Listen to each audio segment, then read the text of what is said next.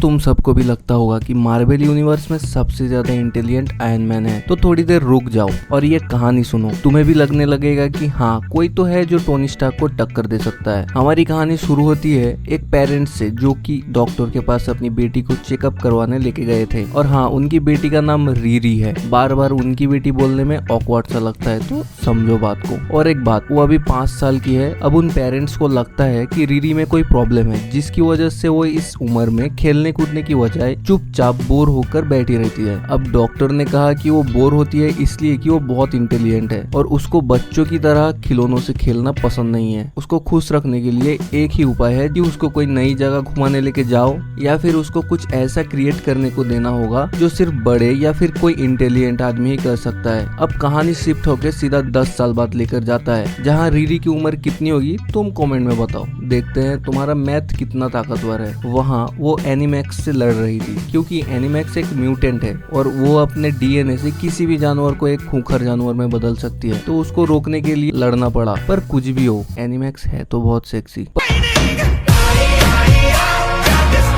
पर बात समझो, रीरी ने अपना खुद का आयरन सूट तैयार किया था सिर्फ 15 साल में, जहां आयरन मैन को 35 साल लग गए। पर यहाँ एक ट्विस्ट भी था, और ये ट्विस्ट होना जरूरी भी था, क्योंकि भाई ये मार्वल है और मार्वल में नए कैरेक्टर्स मतलब पुराने कैरेक्टर्स के छत्र छाया में रहना पड़ता है। ट्विस्ट ये था कि जब रीरी एनिमैक्स से लड़ रही होती है, उसको समझ में नहीं आ रहा होता है कि वो कैसे उसको हराए। तभी उसने अपने आर्मर असिस्टेंट से मदद मांगी और आर्मर असिस्टेंट ने एक पुराने यूट्यूब वीडियो प्ले करके उसे दिखा दिया कि देख लो बहन, इस तरह से ये औरत पिछली बार हारी थी। यहाँ मैंने आर्मर असिस्टेंट कहा, जबकि टोनी के पास खुद का एआई था। अब कैसे भी करके वो फाइट जीत जाती है, क्योंकि वो मेन कैरेक्टर है। उसके बाद वो फ्रस्ट्रेटेड हो जाती है, क्योंकि उसके पास एआई असिस्टेंट नहीं था। और ऐसा नहीं है कि वो खुद बना नहीं सकती, पर बात ऐसी थी कि पैसे नहीं थे उसके पास। अब तभी एक सिक्योरिटी गार्ड आता है जो रीरी को एक बॉक्स डिलीवरी करके चला जाता है। पहले तो रीरी घबराई हुई थी, फिर घबराते हुए बॉक्स ओपन करती है, जिसके अंदर से एक मशीन जैसा कुछ था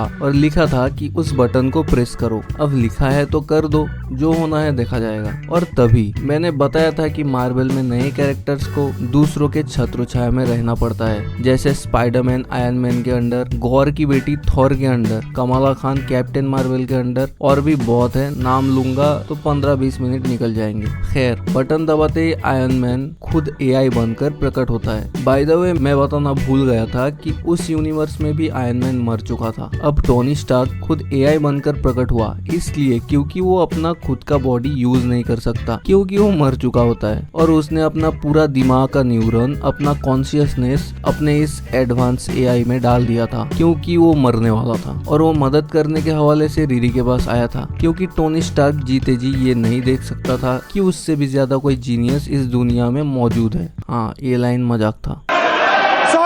सॉरी। पर यहाँ तुम सोचो कि क्या अगर टोनी स्टार्क खुद एआई बनकर अपने आने के बजाय कुछ पैसे स्कॉलरशिप के जरिए से भेज देता, जैसे स्पाइडरमैन को दिया था, तो रीरी भी खुद को एक जीनियस इन्वेंटर कह सकती थी। वैसे वो है जीनियस, बस टैग लग जाता। खैर, पहला इशू में हमें यही दिखाया जाता है। देखते हैं नेक्स्ट इशू में क्या होता है। अगर तुम जानना चाहते हो कि आगे क्या हुआ तो नेक्स्ट लिखकर कमेंट करो, और जाते टाइम सब्सक्राइब भी करके जाना। और ये जरूर लिखना कि वीडियो में क्या क्या इम्प्रूव करना जरूरी है।